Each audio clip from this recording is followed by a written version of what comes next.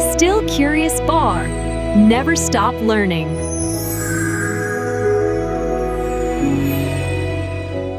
नमस्ते। कभी सोचा है भारत का जो पूरा का पूरा जुडिशियल सिस्टम है वो आखिर काम कैसे करता है? मतलब ये हमारे अधिकारों का सबसे बड़ा प्रोटेक्टर तो है, पर इतने सारे अलग अलग कोर्ट्स क्यों हैं? क्या वजह है इसकी? चलिए आज इसी गुत्थी को सुलझाते हैं। अच्छा चलिए एक बहुत ही आम सी सिचुएशन लेते हैं।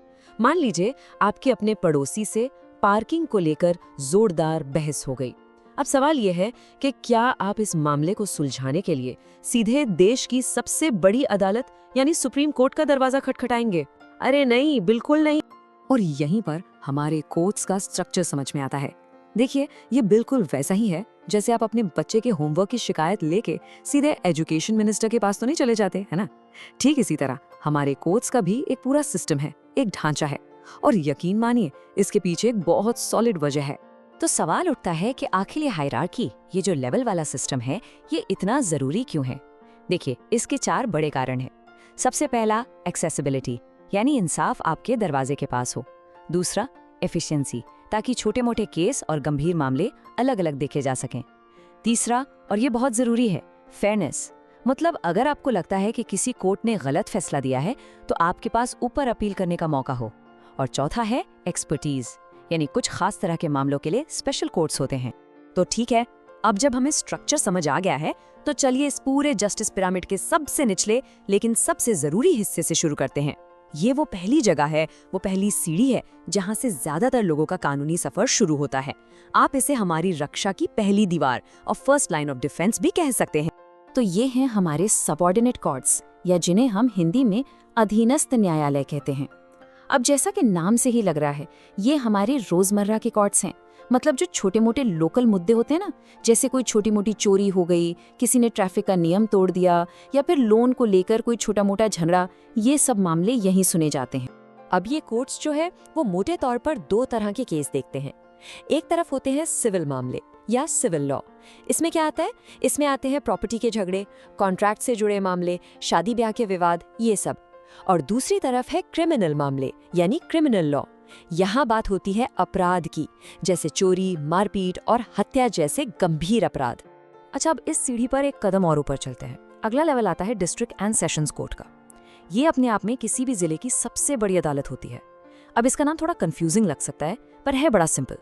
जब यही कोर्ट सिविल मामले सुनता है तो उसे कहते हैं डिस्ट्रिक्ट कोर्ट, और जब वही जज गंभीर क्रिमिनल केस सुनता है तो उसे कहते हैं सेशंस कोर्ट। आपको याद दिलाने के लिए, जो भयानक निर्भया केस था, उसका ट्रायल भी दिल्ली के एक सेशंस कोर्ट से शुरू हुआ था। अब एक मिनट के लिए सोचिए, मान लीजिए निचली अदालत ने कोई फैसला सुनाया और आप उससे बिल्कुल भी सहमत नहीं हैं। आपको लगता है कि इंसाफ नहीं हुआ, तो अब क्या सब खत्म? नहीं, यहीं पर हमारे सिस्टम की खूबसूरती सामने आती है। यहाँ एंट्री होती है अपील प्रोसेस। इस पूरे प्रोसेस को समझने का एक बहुत मजेदार तरीका है क्रिकेट की एनालॉजी।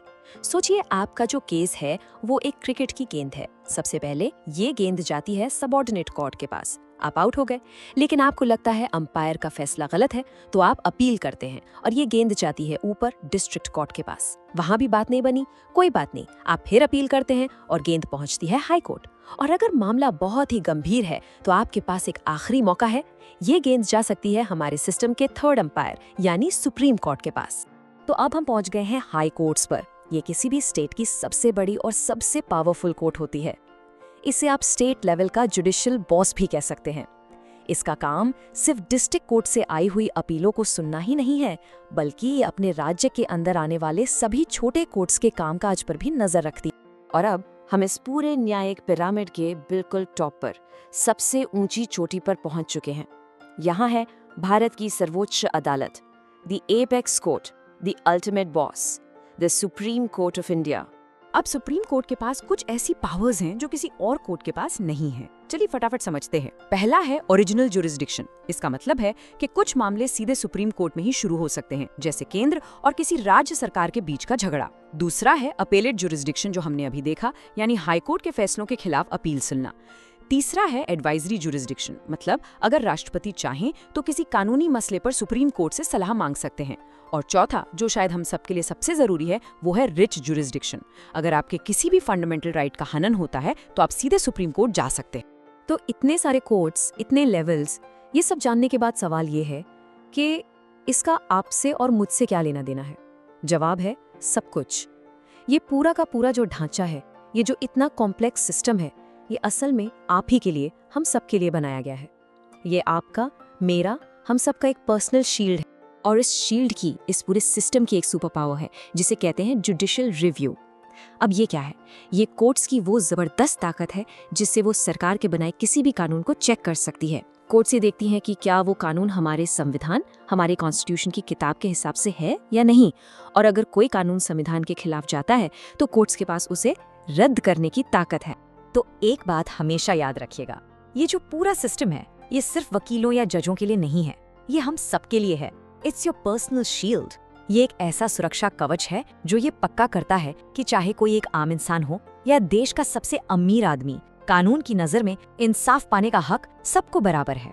तो उम्मीद है कि अब आपको हमारे जुडिशियल सिस्टम की ये पूरी तस्वीर थोड़ी और साफ हुई होगी। अब जाते जाते एक सवाल मैं आपके लिए छोड़ रही हूँ, सोच कर बताइएगा, आपका वो कौन सा एक अधिकार है जिसके लिए आप शुक्रगुजार हैं कि उसे बचाने के लिए हमारे पास ये पूरा सिस्टम मौजूद है? अपने विचार नीचे कमेंट्स में जरूर शेयर कीजिए। और हमेशा की तरह सवाल पूछते रहिए और नया सीखते रहिए, क्योंकि जिज्ञासा कभी खत्म नहीं होनी चाहिए। Still Curious Bar. Never stop learning.